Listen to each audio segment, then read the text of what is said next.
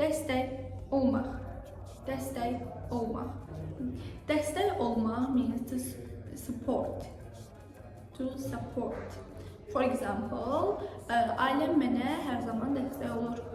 Ailəm mənə hər zaman dəstək olur. My family always support me. My family always supports me. My family always supports me. Dalaşmaq. Dalaşmaq. Dalaşmaq. Dalaşmaq.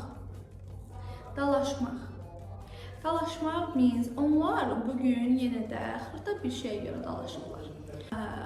For example, yani it means yani onlar bugün yenə də xırda bir şeyə görə dalaşıblar means they argued again today over small things. They argued again today over a small things.